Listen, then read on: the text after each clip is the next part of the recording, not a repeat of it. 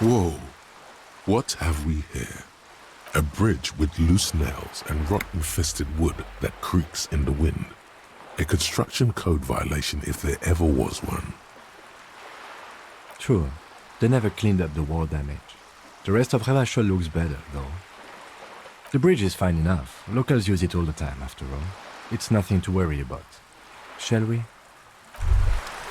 Wow, so someone's been a little boring.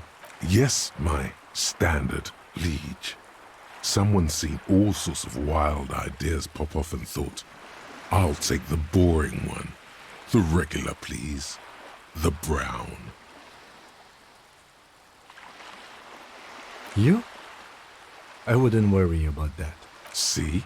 You're so regular and vinyl brown, he doesn't even want to talk to you about it. No need to be defensive. The regularity, the brownness, the cut and dry have their appeal. A very standard appeal. Of course you do. Let's get right to it. My lord's copper type is regular cop. I'll let everyone know. I'll send out a telefax. Good. Of course. To outright declare yourself something does seem a bit too interesting now, doesn't it? I won't trouble you any further.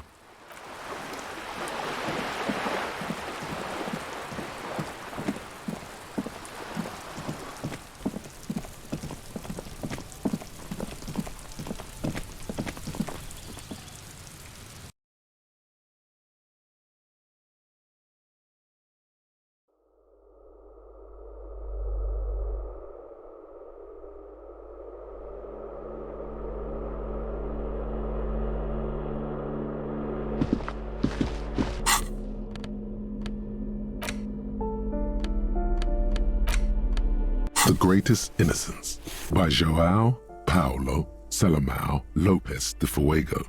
The book is large and heavy. Browsing through the various chapters, you try your best to understand the ceaseless overflow, the sprawl of names, dates, places, events historical. Most of it ends up as a twisted mass of facts inside your brain. Your educational survey is done. Did you catch any of that? No. Oh well, it's pop quiz time. Let's see what you've learned. This might take a few minutes. You ready? That's the spirit. Here we go. Question 1. Who was the first innocence? Oh yeah, this is what I was made for. A pop quiz is a short examination designed to test your knowledge without any prior warning or announcement. Such exams allow the teacher to assess how thoroughly the students have retained the material at hand. Voila! Now blast that first innocence. Thanks for nothing. Dolores Day. Dolores. Correct. Nothing much is known about him. It's not even clear that he was a he, but Franco Negro presumed as such and called him Pius. He's depicted as a young man with molten gold pouring out of his mouth. All he spoke was gold. It's said he invented God and equality of men before God. He also introduced the gold standard as a way for measuring people's love for Aurum. As the first innocence, he declared that there should be more of those like him. It is presumed his disciples were the beginning of the Holy Party, the founding party. Question 2. Who was the strongest innocence? Easy. Everybody knows the answer to this. You, me, anybody.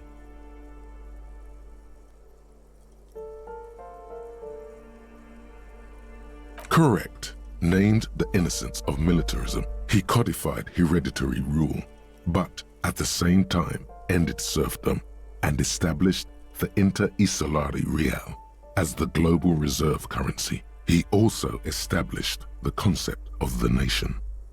Franco Negro attempted to solve the rising tensions between the aristocracy and bourgeoisie by building a unified society in which every man has a place and a mission, but at the same time may rise to nobility provided on the strength of his virtue. Question 3. Who was the false innocence. Got it under control. No problem. Solid on this one. It's widespread historical information. Yes, there exists a group called the Founding Party, known as the Holy Party, during the time of the Pericarnacian. This, the world's oldest international organization, spends its time in search of either the re-emergence of the innocents or new members. There seems to be a mix-up with the sources. It's not my fault. At least it clearly wasn't Dolores Day. She wouldn't be false. She's beautiful. Incorrect. Stepan the Despicable, regent of Kedra, was a ruler who conquered the known world during the Kedriatic conquest, instead of the despotic Erno Pasternak. Would you try again? Correct. There have been a number of counter or false innocences, some assumed to have innocentic qualities, some who just thought so themselves. Occasionally, they have the support of a faction inside the ecclesiastic organization, and accusations of foul play have arisen. The most famous and important of these was Erno Pasternak. He was into torture, despotism, hymns, cannons, and world conquest, but got defeated and humiliated by Stepan the Despicable of Kedra. Final stretch. You've come so far and learned so much. This is the most important one. Question 4. Who was the greatest innocence? The most important of them all. The most precious to humankind. I've got it, honest. Of course, this is my thing, the reason I exist in this world.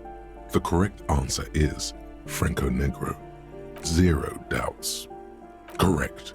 The Mesk might see Franco Negro as the father of nations, but as of this century, there's been a great shift in attitude. Dolores Day has become widely regarded as the greatest innocence, a most radical change to the whole fabric of the world. Everything from inter-esolary travel to the connected world to 3 consecutive scientific revolutions can be traced back to her. Every decade that passes, she seems less human somehow and more beautiful. Congratulations on finishing the test. The results and your subsequent grade have been calculated. You get a B. Good enough. Everyone misses a few from time to time. You would have done better if you just dialed the Dolores Day down a bit. Huh? Take what? Uh-huh. You are really just talking to yourself. It is quite silly.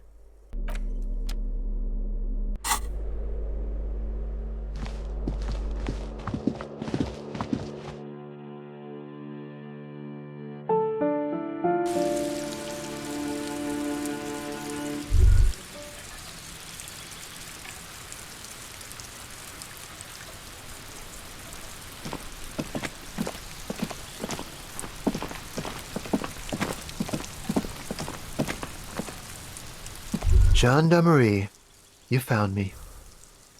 His slender figure is backlit by city lights, its distant streets and motorways flashing like diamonds. It feels like a Friday. He seems to be in a good mood tonight. Beautiful. So tell me, are you here to make things right again?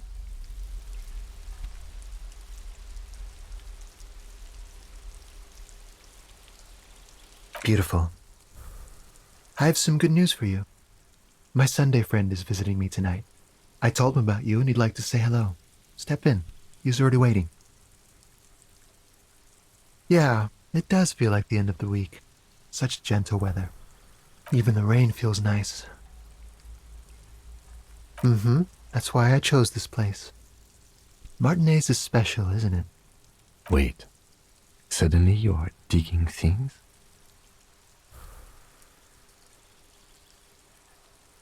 That's nice, but I don't have anything to tell you. It's my friend you're looking for, not me. He takes another drag of his unfiltered cigarette and looks around. It's getting dark and the neighboring windows have lit up one by one. Downstairs, a cat crosses the yard, disappearing into the bush. Besides, I've got to run. He's going to leave you alone again. That's sad. Something tells you you're never going to talk to an individual this cool or mysterious ever again. To the city. It's a beautiful night. Something flutters in the corner of the lieutenant's mouth as you're saying those words. We'll talk. Just not tonight. Take care, all right?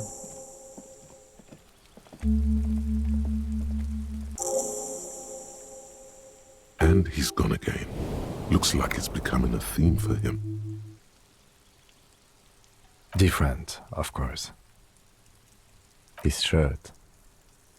His shirt. He's trying to dive deep into the mysteries of his shirt. His shirt? No, I don't know why his shirt is always unbuttoned. He's barely holding it together. It's all he can do to keep from bursting out in laughter. Come on, detective, let's go. We've got a potential witness to interview. His Sunday friend, remember?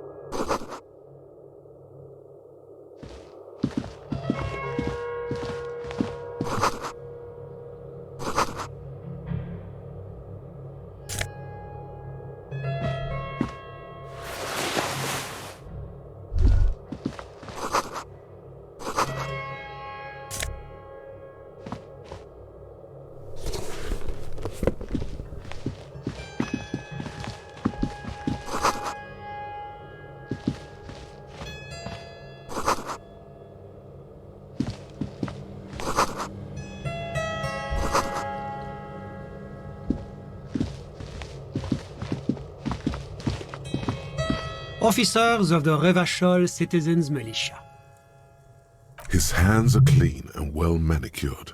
This is a man who knows the importance of appearances. My name is Charles Vildrouin, and I am an official with the coalition government. I work for the Institute of Price Stabilité on assignment from Sur-la-Clé. I heard you talking to my friend outside. Very good. Super. I am here to assist you in any way possible. Ask me about the hanging. No, first ask an innocuous personal question to get the interview off on the right foot. Oh, we got it from an atelier in the East Delta Commerce Center. Personally, I think it's a little culturally insensitive, but the material is great. Sadly, the shop is now out of business. That's really all I can tell you about it. The lieutenant takes out his notebook and nods to you to proceed. I'm sorry to say I did, officer. Officer, it's very difficult to describe what I saw that night. It was so surreal to me, like in a play. He holds out his hands and blossoms his fingers, like a drama teacher setting the scene. What do you mean, like in a play? It was just so strange. I could barely comprehend what was happening. I was on the balcony when it happened, getting some fresh air. I remember that first they came in, carrying what looked like a body. And then I saw all the surrounding windows go dead, one by one. That's when I understood. I should not be seeing this. Sounds like the victim was unconscious, or at least incapacitated. Well done, detective. I couldn't tell you exactly. Less than 10. Maybe 8? The lieutenant sends you a sharp look at the mention of that number. I went back inside. Were you able to see anything from inside? Officer, the yard was pitch black. There was nothing to see, but I could still hear their voices.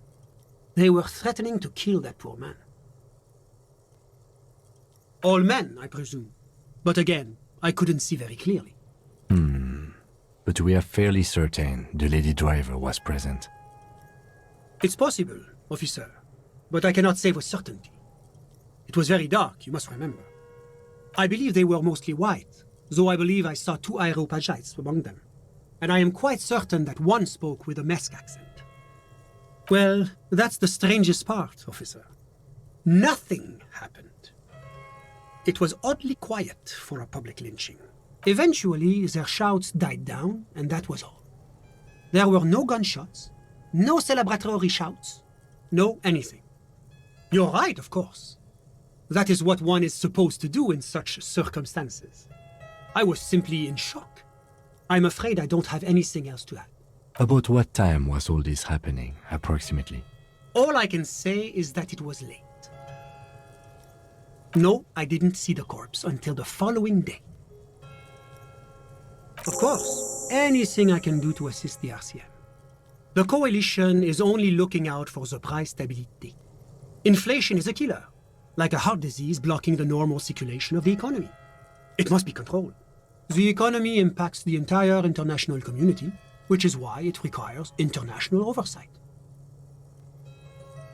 Yes, as I said before, I am a commissioner from Sur-la-Clé working for the Institute of Price Stability.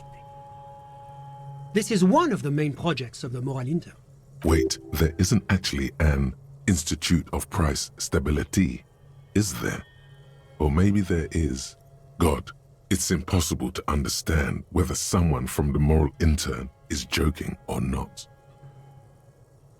It's the International Organization for Moralists, hence Moralist International. The Institute of Price Stability is just one of its many mind babies, as is the coalition. Doing one's job doesn't automatically make one anyone's bitch. Besides, there are more nefarious powers to work for than the Moral Intern. But of course. Well, do you value freedom? Do you believe in a normal, stable world governed by democratic values? Martinez? No.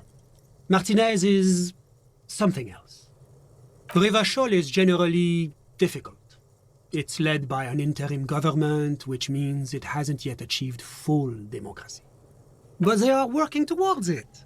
You're all doing very well here, relatively speaking.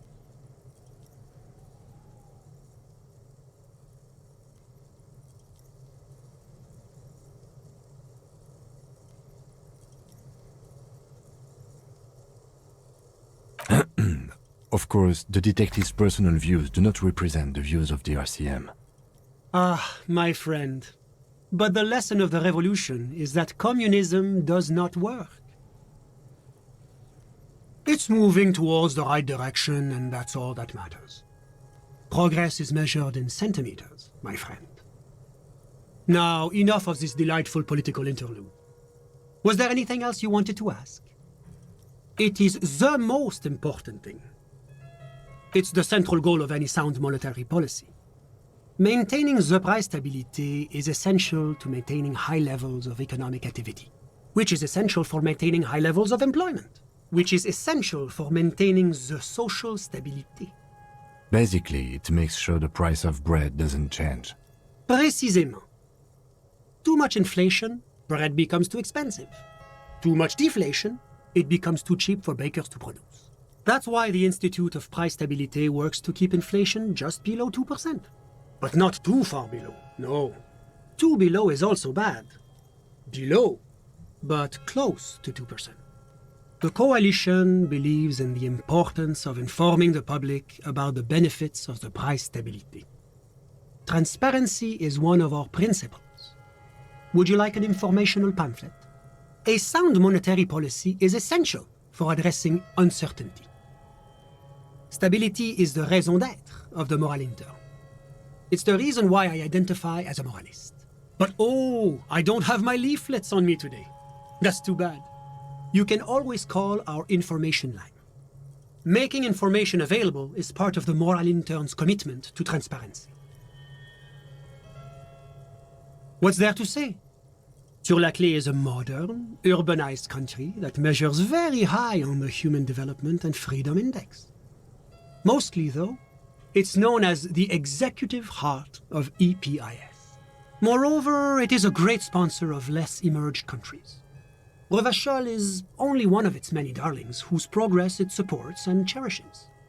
Darlings? That can't be an official designation. Because a great percentage of Revachol's culture hails from Sur-la-Clé. its language, its people, its cuisine even. Or at least in the downtown La Delta area. Jamrock and other parts of the international zone have been mercifully spared of Sir Leclerc's love for meatballs and mashed potatoes. Ah, well, I'm renovating it. It is an interesting project. The building used to be a 12-story skyscraper before the cannons took the top 4 stories off. This, of course, happened when the coalition forces landed here. You could say I'm undoing some of the material damage the international community caused when we arrived here.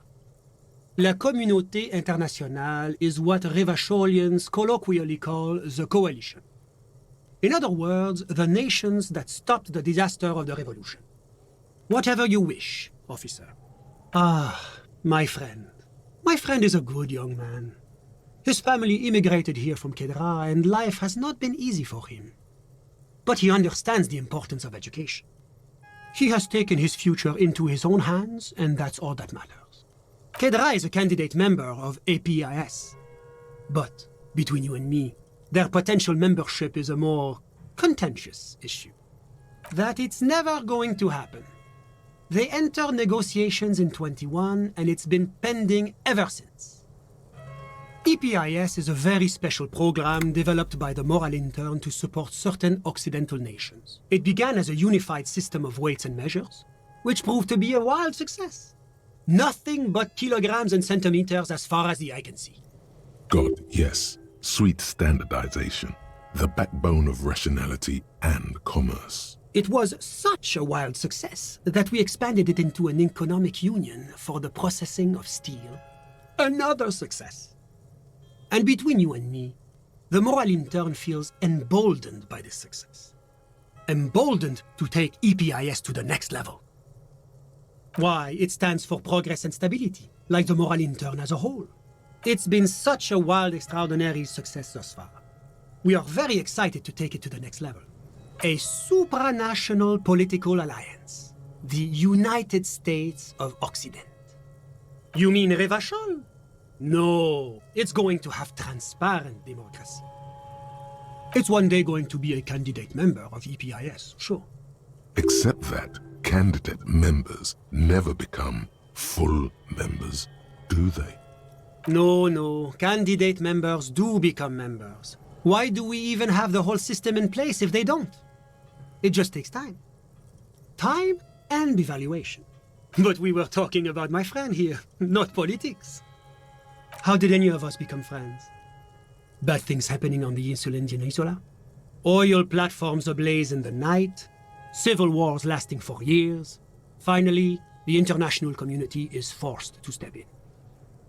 Au contraire, it's how millions of people end up where they are, meeting the people they meet. It's how I came here, and my friend too. Sorry, who? But I told you, officer. He's a bright young man here to pursue his education. Education is the foundation of our future, especially the arts. It is a cornerstone of our civilization. He's deeply enmeshed in the study of the fine arts, yes. As though you weren't envious enough of the boy as is. He's a truly free spirit. He likes all the arts. Perhaps graphic design, printmaking, who knows? The world is open wide for a talented youth like him. I'm just enjoying the view. Listen. The baby is crying in the neighboring apartment. No, listen. The Insulindian Bay. This place used to be a luxury accommodation before the revolution. Apartments, of course, were much bigger then. A few walls have been added here and there, leaving some of the tenants without a private bathroom or a kitchen.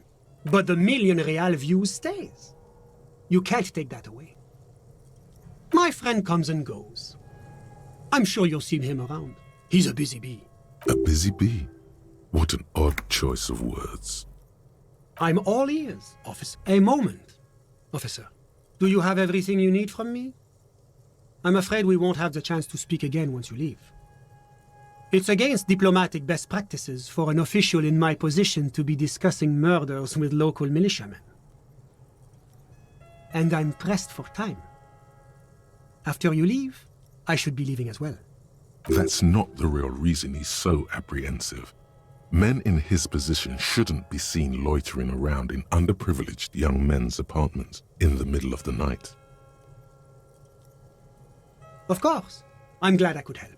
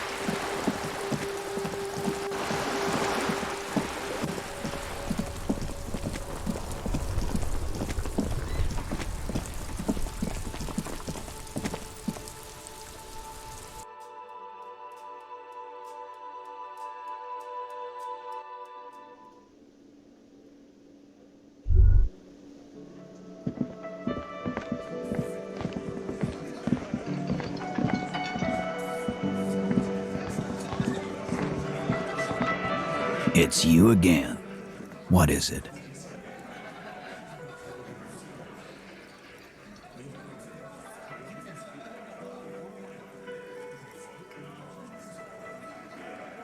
Fuck. I knew that fucking whore couldn't be trusted. You've hit a nerve. Titus is furious. No, more than that. The loyal Titus feels betrayed. For the record, Titus Hardy did not explicitly specify the victim as a whore, nor did he say anything about trusting her. Oh, shut up and stay out of this, Liz. He raped her. He was out of his fucking mind. You have no idea. She's just in denial, asshole. You don't understand the traumatic experience. She's shutting down, and she doesn't fucking trust you. Yeah, she's crazy, you know. A crazy bitch. You know the type. She's fucked up. This is a diversion. Stay on track.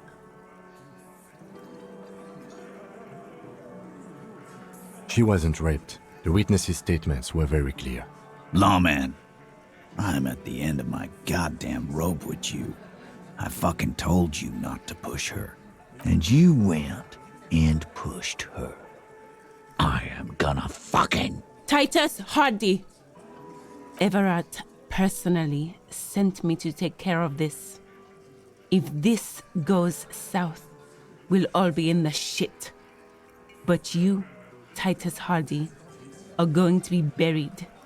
Am I understood? When she's angry, she emphasizes the S. It gives her voice a strangely hypnotic quality. Her lips barely move as she speaks. Frankly, it's a bit terrifying. Someone has to rush in to break the tension. The second in command. Look, Copper. We know that that fuck was a rapist and a killer. We got him confessing to it on tape. Show it to him, T. What's the harm, right? Here, jerkwad, listen to this shit. And then come back and tell me the soldier of the apocalypse was an innocent man. This is their last play, this tape. Their story is in tatters, a mess. It might be nice to listen to, But at this point, you don't need to. What's on it? We call it the door gun a mega mix. You'll know why. Won't you listen to it? Now that is intriguing. You had me at door gunner.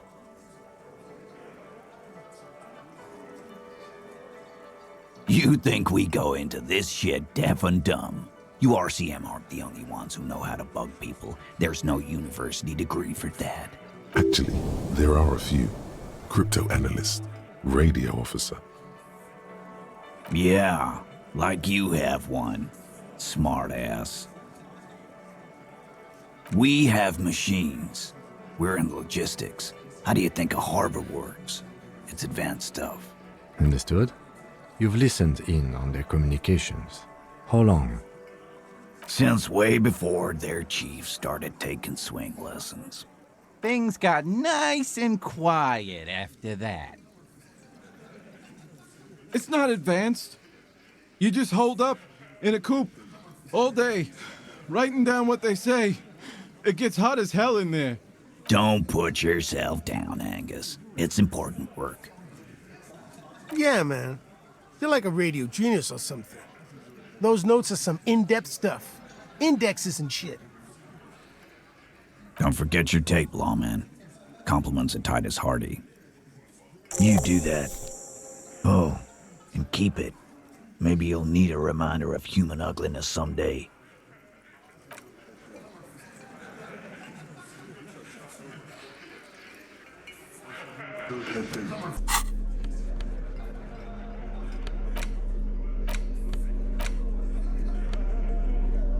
You stare at the great door gunner megamix. If only you had a boombox, you would be able to play Titus's tape. The tape feels ominous. Upon it, the dead speak. Respect the tape.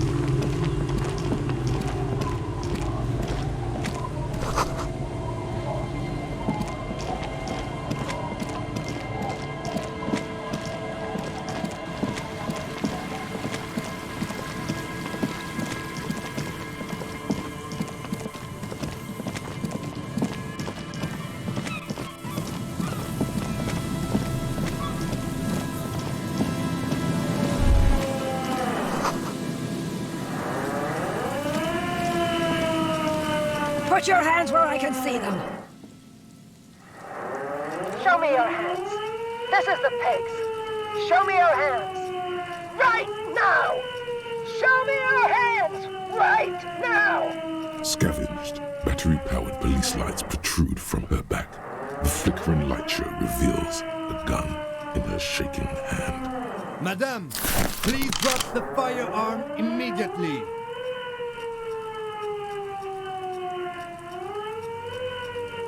The man appears to be pulling out an object from his pocket. Fear under threat! Fear under threat! Superseding event. Split-second decision. Get on the ground! Get on the goddamn ground! Subject yourself to a full body cavity search. Prohibited materials concealed in nostrils, ears, mouth, navel, urethra, foreskin, vagina, and rectum.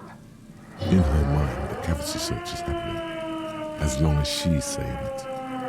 It appears the things she says are very real to her. Be careful, detective. Don't do anything that might set her off. You have to go for the gun sooner or later. Perhaps you can learn crucial facts before you do. Officer in need of assistance!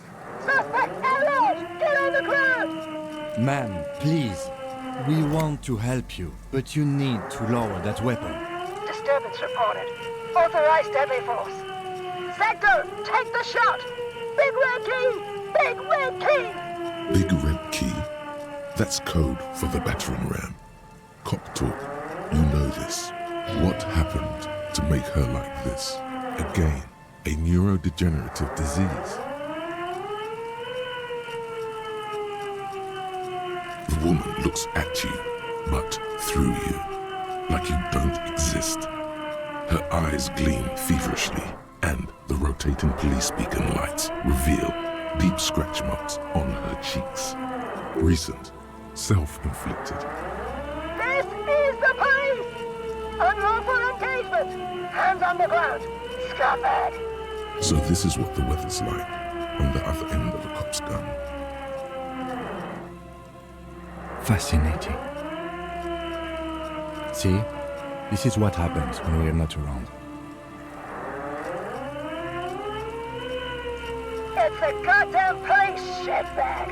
Cut the pavement! You're under arrest! As she waves her hands, you notice familiar-looking ampoules and packets sticking out of the mountain of police gear on her back. Medicine or drugs? She thinks she's a police officer. Try treating her like a police officer, a lower-ranking police officer.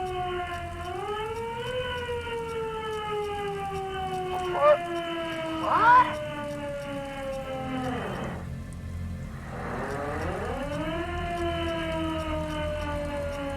Sir? In this moment of hesitation, she almost doesn't seem disturbed, but like someone suddenly waking from a deep sleep. Easy. Press her too hard and shit.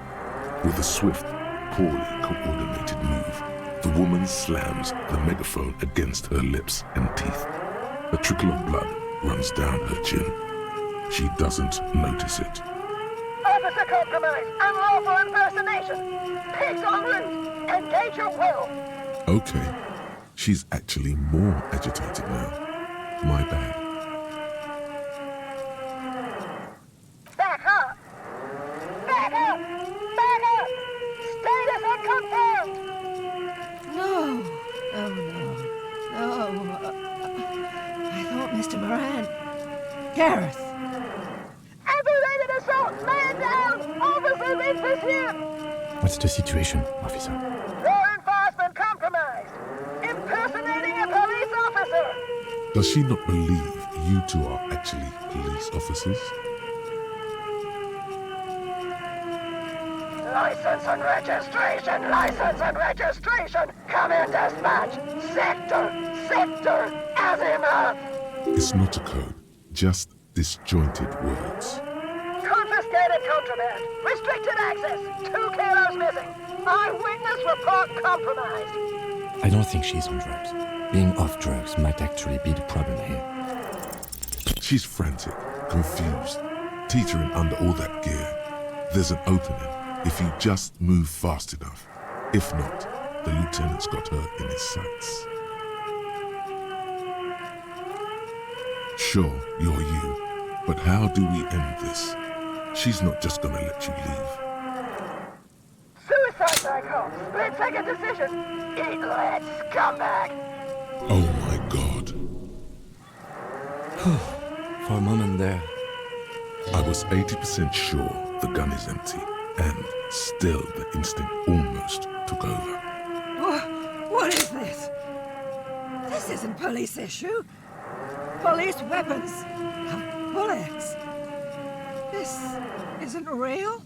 Police gun always have bullets. What is this? Why did you sell me this? She looks devastated. Grab the gun right now. This might be your only chance. No one ever cares anymore. Why would they treat me like this? This linden-headed machine of pain and undignified suffering is grinding to a halt. Tired of walking the desert, it doesn't want to feel or think anymore. Oh, well, we need to figure out what to do with her now. Nobody's ever around.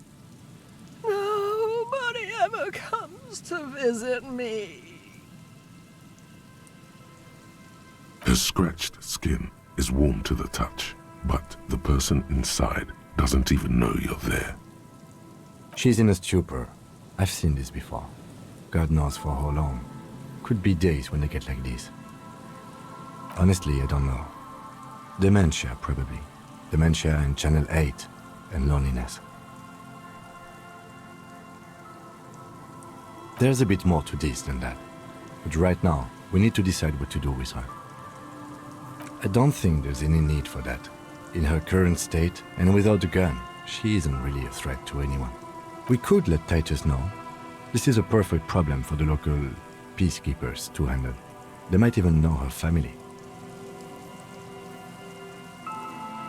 Then we can ask him once we get back to the whirling. But we have to hurry, because it's late and they might have already gone home. But I think we're done here for now. Let's head out. This is done. Please, leave the radio on. Reflex to what? Being left alone. She stands motionless, just a heap of clothes and flashes now. Maybe if you search her once more. The woman stands slumped. She looks catatonic under her mountain of RCM paraphernalia.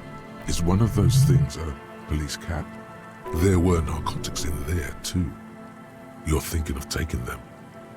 Do.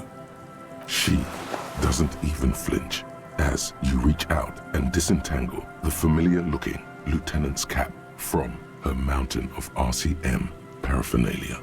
Oh, is that yours? It's hard to say. It's been so long since you wore yours.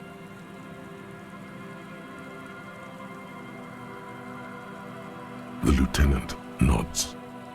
You take the vial of Pyrrolidon and the bottle of speed as evidence, obviously. She didn't consume them. She didn't look high. She confiscated them, a little like you are doing now. You're taking those, are you? Listen to him, for once.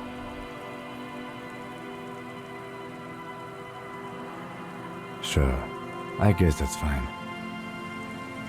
The old woman doesn't react to your touch.